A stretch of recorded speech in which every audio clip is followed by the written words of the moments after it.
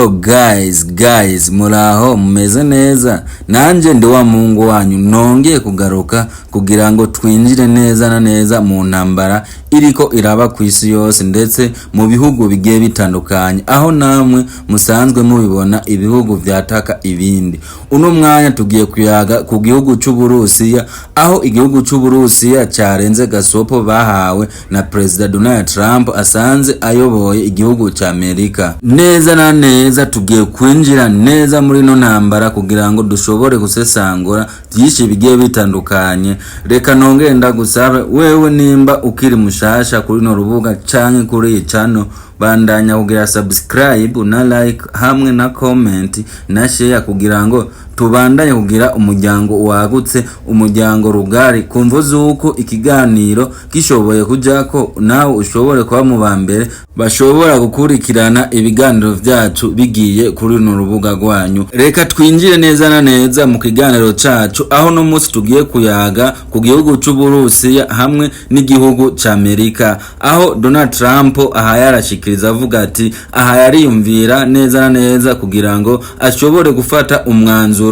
abwira igihugu ca Ukraine gishobore gutera igihugu c'Uburusiya gikoresheje ibisasu vyavuye mu gihugu ca Amerika. Aho President Donald Trump aheruce gushikiriza muri iyi minsi ngahe iheza avuga ati aho agomba arungike intwaro za kirimbuzi, intwaro z'ubwirinzi bw'ikirere, arungikire igihugu ca Ukraine kugira ngo gishobore kwirinda ibisasu biva mu gihugu c'Uburusiya.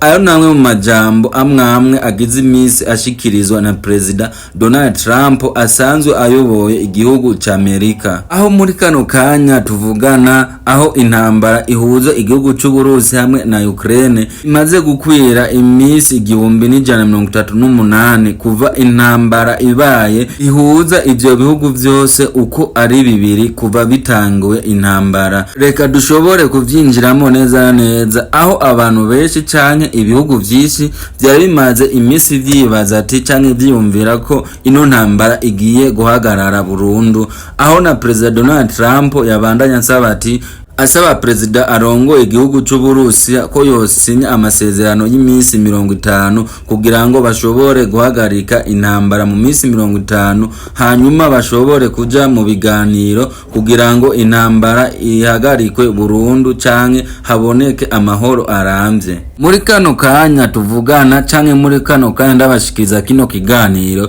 ino ntambara igiye gutangura bushasha kumvuza uko igihugu ca Amerika uno mwanya gihagaze ku ruhande rw'igihugu ca Ukraine. Aho mu mezi angahe aheze President Donald Trump ayoboye igihugu ca Amerika, aho yabandanyije gushikiriza ati iyaza kuba ari president muri ico gihe ko intambara y'igihugu c'Uburusiya hamwe na Ukraine itari kuba yarabaye. President Donald Trump amaze gushikira igiti akaba president w'igihugu ca Amerika, yakomeje ashikiriza ati ino ntambara mu misi canke mu mezi abiri izoba yahagaze, ariko uko yabishikiriza siko vyashoboye kugenda. Kandi mbandanye ndabibutsa ko President Donald Trump uyu mwanya tuvugana kuva abaye president w'igihugu ca Amerika amaze amezi arenga 6 ayoboye igihugu ca Amerika, na ya ntambara bimwe yaguma aririmba mu majambo ko mu mezi abiri azoba yahagaritse intambara, ariko kugira kano kanya ntarigera abishikako vyamunaniye. Aho uno mwanya tuvugana President Donald Trump abandanya gushikiriza amajambo mabi yerekeye umupresident asanzwe ayoboye igihugu c'Uburusiya,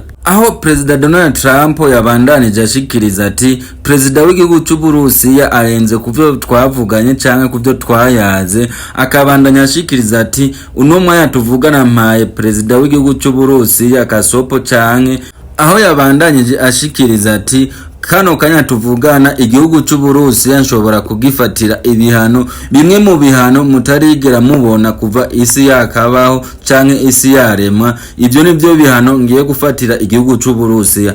Ariko nubwo biruko President Donald Trump abishikiriza ntibitera ubwoba President w'igihugu c'Uburusiya, kuko nawe asanzwe ari umugabo w'ijunja n'ijambo, ari umugabo nawe yifatira ingingo, kandi akaba asanzwe ari mu ba president basanzwe muri kano kanya kanya batinywa ku isi yose. Aho ni mu gihe perezida w'igihugu c'Uburusiya yashoboye kumviriza ibintu vyatangajwe na perezida arongoye igihugu ca Amerika. Hoho wewe yahise yisekera kumvo zuko wewe ataza agira ubwoba kandi ata muntu n'umwe yoza amutera ubwoba, wenyene yifatira ingingo ko nawe asanzwe ayoboye igihugu c'igihangange kandi nawe asanzwe ari umuperezida w'igihangange. Aho ano majambo perezida w'igihugu ca Amerika yashoboye kuyatangaza ari kumwe n'abayobozi bagize leta yiwe. Aho ni mu gihe yarasanzwe yicaranywe hamwe n'icegera, niho yashobora gushikiriza ayo majambo muriko murumviriza muri kino kiganiro. Aho bibandanywa bivugwa ko hariho idiri nshasha ibihugu vya Burayi biriko bigurishwa intwaro za kirimbuzi ku gihugu ca Ukraine, ariko kandi naho biruko izo ntwaro zizogurishwa ku gihugu ca Ukraine, aho amafaranga menshi amamiliyoni menshi y'amafaranga y'amanyamerika azokwinjira mu gihugu ca Leta Zunze Ubumwe za Amerika. Ni nayo mpamvu perezida w'igihugu ca Leta Zunze Ubumwe za Amerika ariko abishiramo inguvu nyinshi cyane. Aho muri kano kanya perezida Trump abandanya kurungika intwaro nyinshi canke ibisaso vya kirimbuzi, aho abirungika mu gihugu ca Ukraine ku nguvu nyinshi cyane, aho abandanya ashikiriza ati mwe vyobandanya ukunguko canke uko biriko biraba uraha uburenganzira igihugu ca Ukraine gishobore gutera igihugu c'Uburusiya gikoresheje intwaro za kirimbuzi ziva mu gihugu ca Amerika. Ivyo ni bimwe mu byo perezida Donald Trump yabandanyije ashikiriza. Iyi ikaba ariyo mpamvu ndimo ndababwira cenda bashikiriza bino bintu mvuga ati intambara igiye gutangura bushasha gusumba uko twatuvyiteze ko igiye guhagara, kumvo zuko ibintu bibandanya bihindura isura. Akaba ari hano ikiganiro cacu twari twabateguriye kigiye kugarukira. Ayo niyo matabohoza canke muri bimwe perezida w'igihugu ca Amerika yabandanije ashikiriza, harimo n'ivyo igihugu c'Uburusiya naco nyene cashoboye gushikiriza. Ndetse nongera ndagusaba wewe nimba ukiri mushasha kuri no rubuga, bandanya kugira share na subscribe hamwe na like na comment kugira ngo tubandanye kugira umuryango wagutse.